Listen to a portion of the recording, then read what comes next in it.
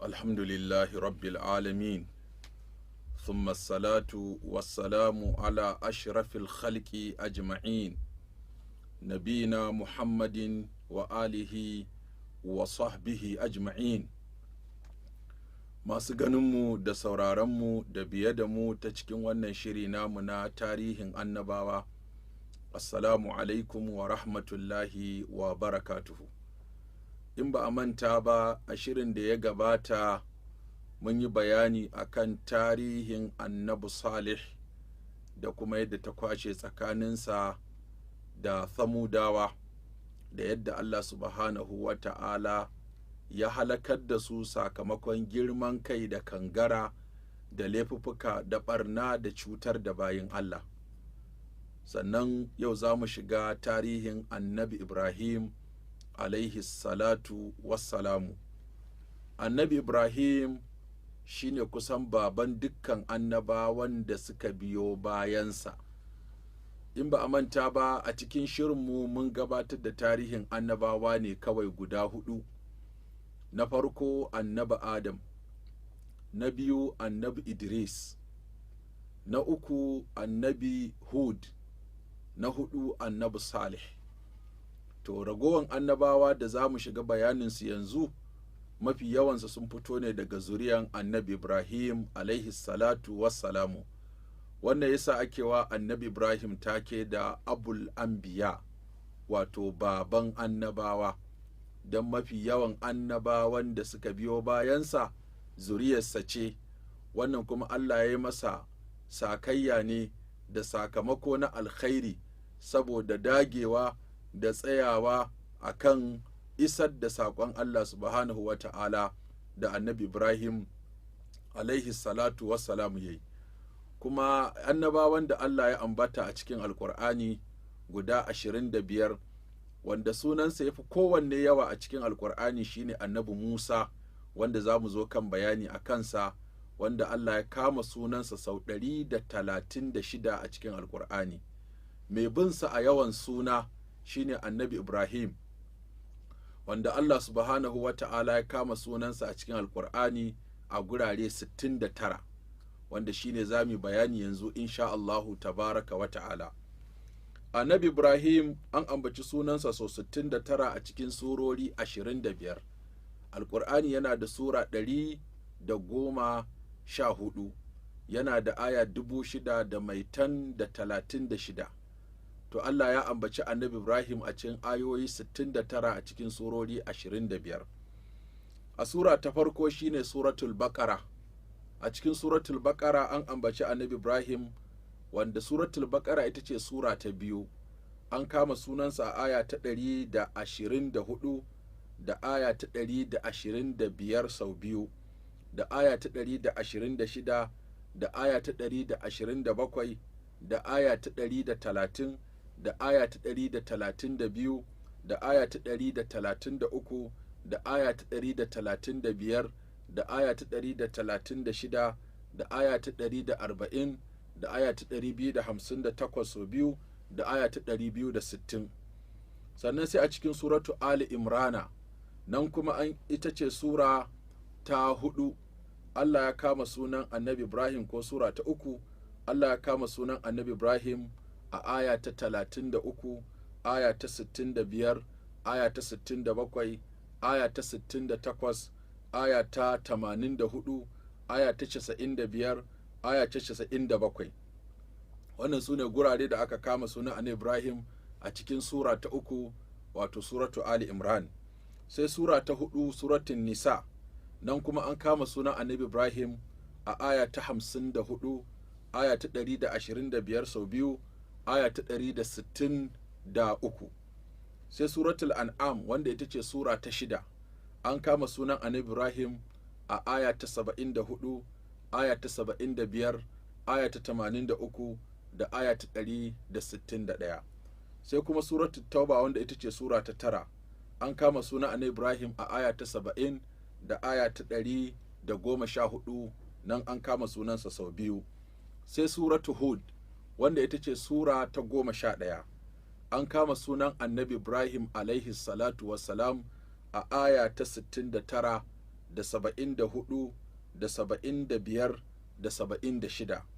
sai suratu Yusuf wanda ita ce sura ta 12, an kama sunan annabi Ibrahim a aya ta 6 da aya ta 38. sai suratu Ibrahim wanda ita ce sura ta 14, an kama sunan annabi Ibrahim sau ɗaya tak a cikin suratu Ibrahim wanda aka ambace shi a aya ta 35. sai suratul Hijiri wanda ita ce sura ta 15, nan ma an kama sunan annabi Ibrahim a aya ta 51. sai suratul Nahali wanda ita ce sura ta 16, an kama sunan annabi Ibrahim a aya ta 120 da aya ta 123. sai suratu Maryam wanda ita ce sura ta 19, an kama sunan annabi Ibrahim a aya ta 41 da 46 da kuma aya ta 58. wannan da a cikin suratu Maryam wanda ita ce sura ta 19. sai suratul Anbiya wanda ita ce sura ta 21, an kama sunan annabi Ibrahim alaihi salatu wasalam a aya ta 51 da aya ta 60 da ta 62 da kuma aya ta 69. duk a wannan guri an kama sunan annabi Ibrahim da wannan suna na Ibrahim. sai suratul Hajji wanda ita ce sura ta 22, an kama sunan annabi Ibrahim a aya ta 26 da aya ta 43 da aya ta 78. sai suratul Shu'ara an kama sunan annabi Ibrahim wanda ita ce sura ta 26 a cikin aya ta 69. sai suratul Ankabut wanda ita ce sura ta 29, an kama sunan annabi Ibrahim a aya ta 16 da aya ta 31. sai suratul Ahzab wanda ita ce sura ta 33, an kama sunan annabi Ibrahim sau ɗaya a aya ta 7. sai suratul Safati wanda ita ce sura ta 37, an kama sunan annabi Ibrahim sau 3 a aya ta 83 da aya ta 104 da aya ta 109.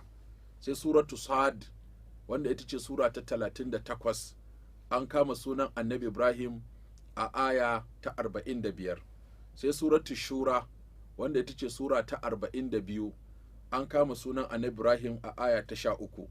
sai suratu Zukhrufi wanda ita ce sura ta 43, an kama sunan annabi Ibrahim a aya ta 26.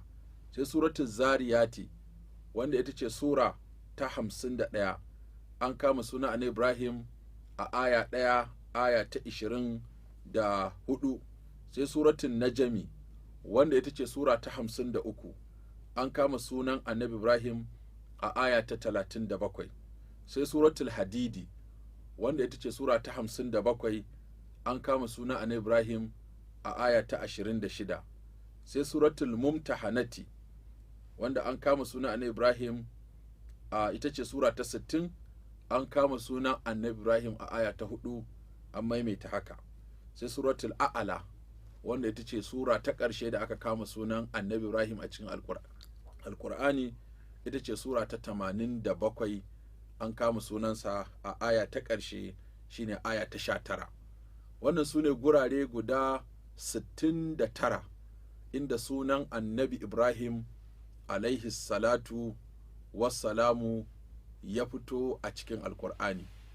to abinda malamai suke tattaunawa shine annabi Ibrahim alaihi salatu wassalam zuriyan wane ne, a wane yanki aka yi shi, daga ina ya fito, kuma menene asalinsa.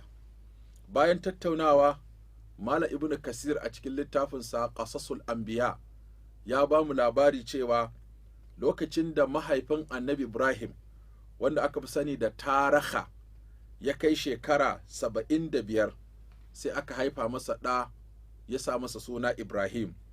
to shi yana da ɗan uwa guda biyu, akwai Nahur akwai Haran. Nahur da Haran su ne ‘yan uwan wancan mahaifi na Tarah shi ne ɗan uwansa.